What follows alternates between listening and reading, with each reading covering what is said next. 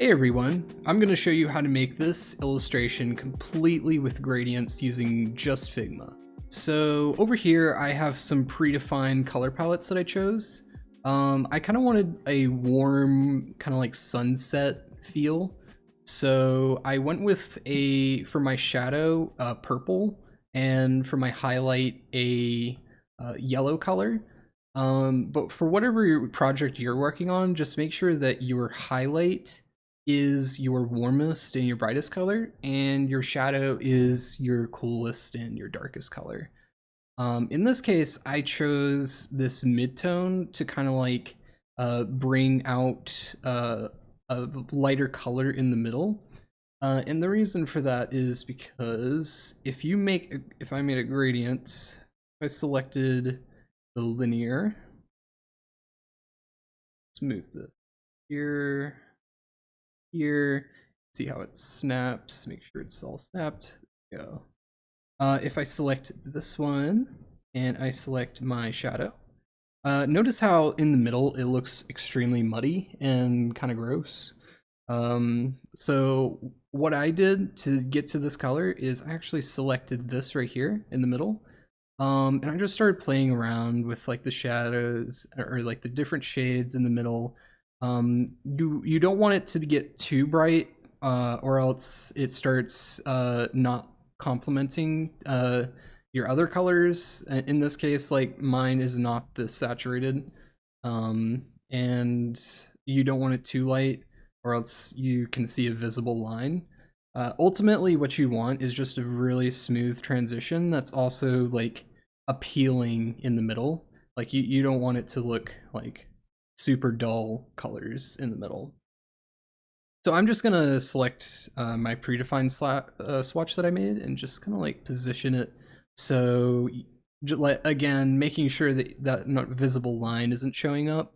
So I'm just right about here seems to be one of the most smoothest transitions for this color. So now that we have our gradient sorted out, let's make our shape. So the way that I've done that is I drew a rectangle and double click on your shape that you made, and I just inserted a point in between these two anchor points, and I just hit shift up arrow key a couple times. In this case it was 3 times. And then all you have to do after this is just create a new style with your gradient that you made. In this case, I'm just going to call it my gradient. And then you could just apply that to this, just using the little 4 square icon.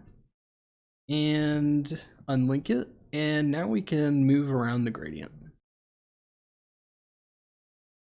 Cool. So now I kind of need some background in order to help frame this shape in. So I'm just gonna like grab my pen tool. I'm just gonna make some like random gelatinous shape that you find on Dribble.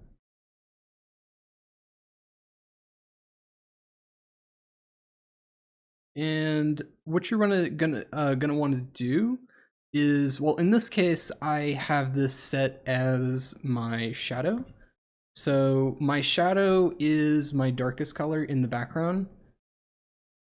So what this looks like is like that. So notice how like the gradient applied to this, since this is the same color at the bottom, it almost looks like it disappears into the nether.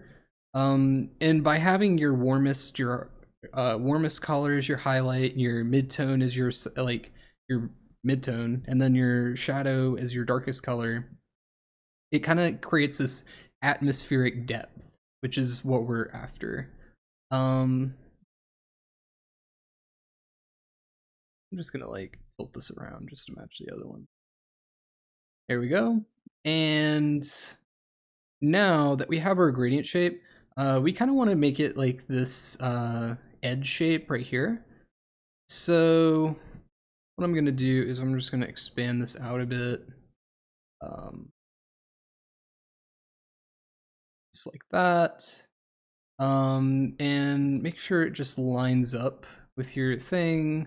In this case, I'm not too worried about it being like perfectly aligned, just for the sake of this demonstration, but my OCD is killing me, so I'll line it anyway.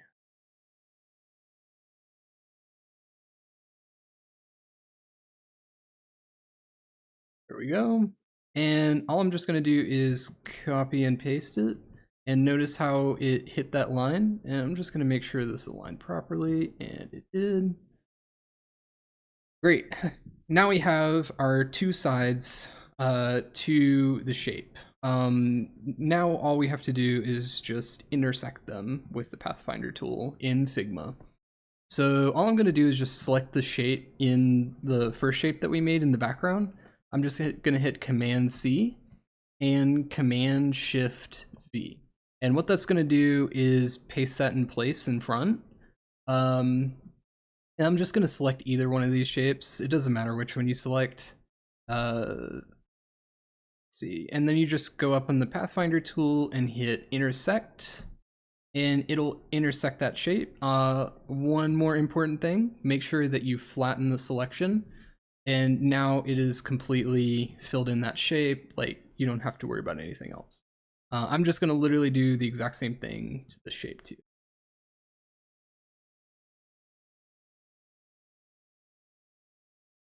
Great. And now that you have all your sides made, what you're going to want to do is take this and make sure, like in this case, I'm just going to make this as my highlight color or my highlight side. So all I'm going to do is just slightly adjust the position of this gradient to make it look like this has more light because this is the lightest side of the shape. And I'm just going to do the exact opposite on this side. This side is going to be my darkest side, so I'm just going to bring up this side, this. So what we end up having is a highlight side, a midtone top side, and a shadow side. And we notice that this is all just completely created from one gradient. It's super simple. It adds kind of like some depth of field, and it's all super simple. It works really well if your brand is working with like just a limited color palette. If they have like some cool gradient thing going on, you want to make some illustration for them. Like it's a great idea to experiment with monochromatic gradients. Okay, so I just adjusted everything so it matches the original example a little bit better. So all I'm gonna do is I'm gonna copy and paste these shapes. But the way that we make it look like it's fading into the background is not actually by adjusting the opacity, although that would be a much easier way to do it. In my opinion, I feel like that's a little bit lazy, just because you can get a much better looking result by just adjusting the gradients, and you don't even have to worry about making sure, like in this case, like if you wanted to have it pop out and stuff like that. So what I'm gonna do is just like shrink this down. I'm just gonna try to match my previous example that I made as much as possible.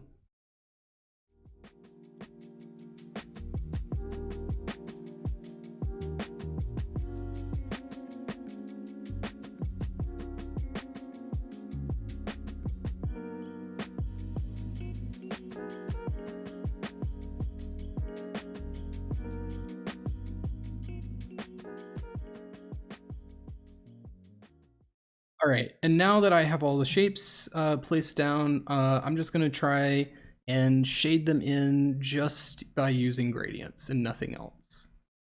So in this case, I'm going to start with this shape. So I want it to be just slightly darker than my main shape right here. So what I'm going to do is I'm just going to select that gradient, and I'm just going to bring it up just a little bit. And I'm just going to follow suit with everything else. So this one, just bring it up a little bit. This one, just bring it up bit. Cool. And don't go, and make sure you don't go super crazy with the contrast. You still want to make it look like the same shape. So it's important to make sure that you subtly change the gradient for each side. And in this case, this is the furthest down, the smallest shape. So this is going to be the darkest. So in this case, what I'm going to do is I'm going to select these gradients and I'm going to move up the whole thing really up. Same with the other two sides.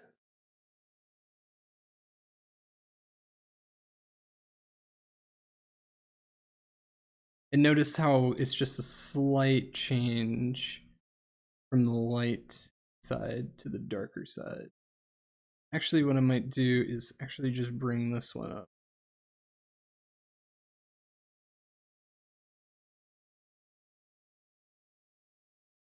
And make sure your mid-tone is in between both of these.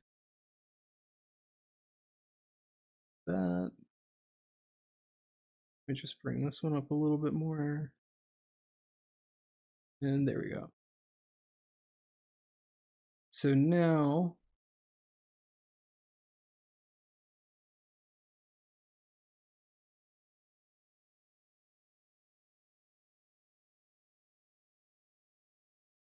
now that I have my shape created, I'm just going to go through and do the same to the other shapes.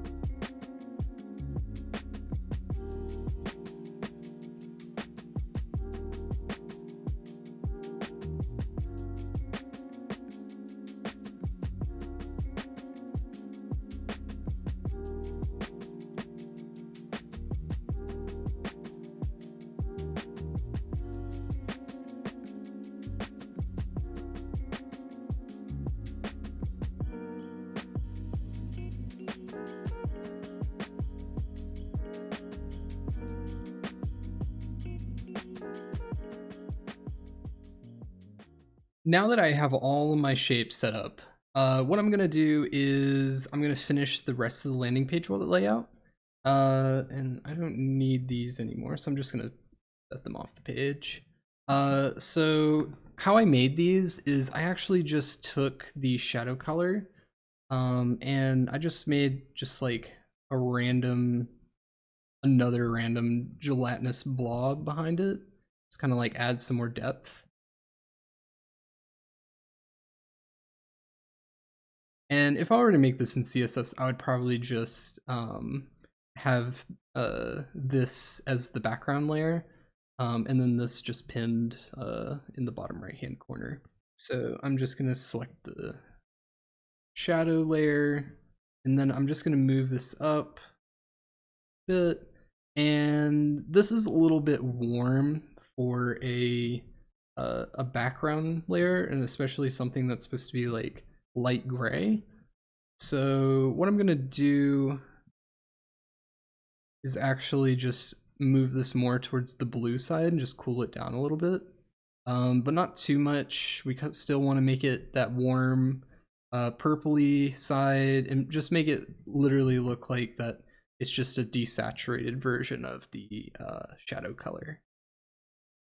In your case, if you're using like a warmer color, even warmer than purple, like your pale color might be more towards the purple side, but I usually try to keep the neutrals in somewhat blue territory whenever I'm making my neutrals, and it's just because like whenever you're making shadows and stuff like that, usually artists and painters, they use blue to indicate shadows, and it's just because it's such a cool color.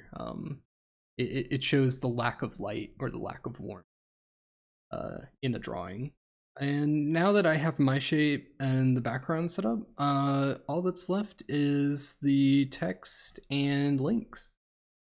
So what I'm gonna do is I'm just gonna make, for the sake of simplicity, just like about 150 pixels wide. Set this as both sides. I'm just gonna use this as a guide. So it's about 150 pixel margin on each side.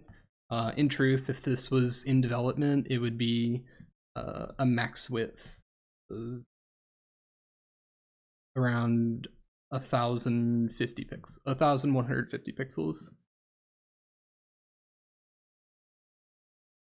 So I made the text logo just by using one of the default Google fonts. They come pre-installed with Figma. So Poppins, I just called it Radiance. And now I'm just gonna set this to 32 point bold. I'm just gonna line this up to the top so that way I get some exact measurements going. And I'm just gonna hit 1, 2, 3, 4, 5 while holding shift and hitting the down arrow keys. And just gonna hold Alt, Shift, and drag this to the right. Line this to the middle, that one to the middle. And I'm gonna align this to the right. Make this 16 pixels. And the bold font is a little much at that size, so I'm just gonna set it to semi-bold.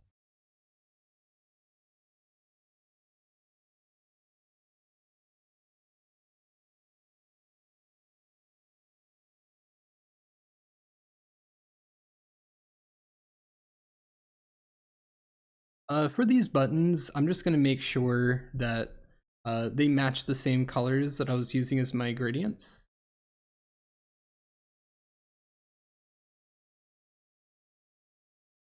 I'm gonna make this 50 pixels, big, nice big buttons for big callouts.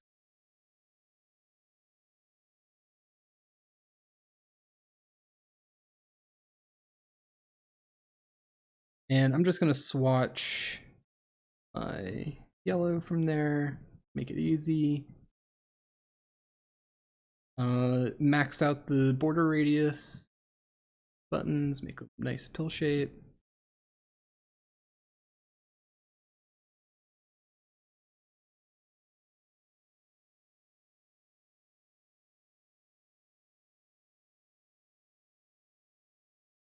Now normally these buttons would have padding automatically for all sides, so I'm not really too worried about the horizontal pad.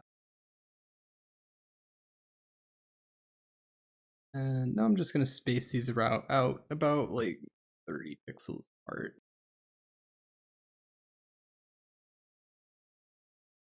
These text links are a little tight, so I'm just going to add about 10 more. Cool, and that is our header complete. The only thing left is title.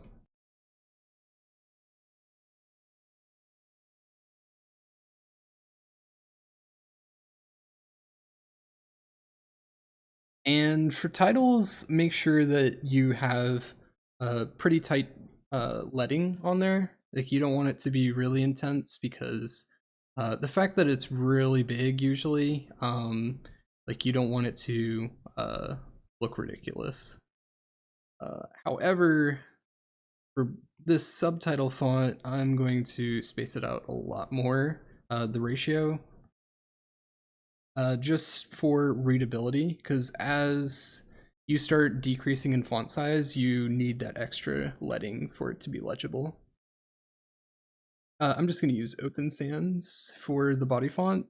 The reason why is because it's a nice, has these nice edges to it and makes it easier to read.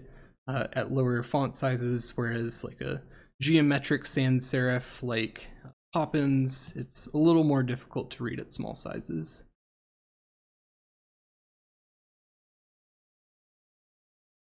I'm just going to make this regular, align this to text field, and set the leading to, let's make it 30.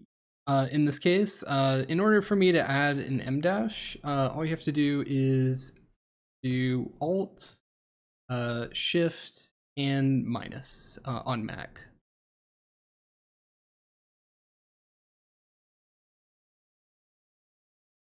Let's see. And now the only thing for us to do is the button.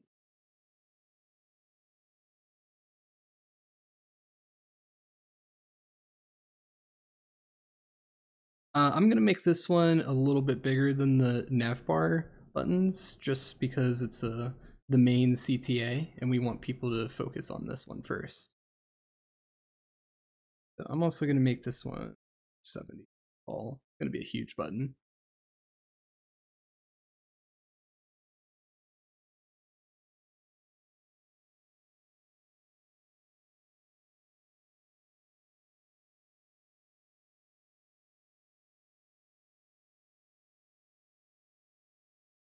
I'm noticing that the contrast is pretty bad between this bright yellow and this white text.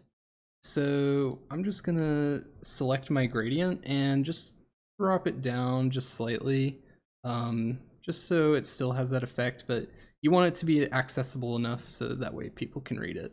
And that is it. Let me know what you think of the video in the comment section below. This is actually my first YouTube video, so any comments, criticism, anything like that is highly appreciated. Thank you, and please subscribe for more videos like these to come.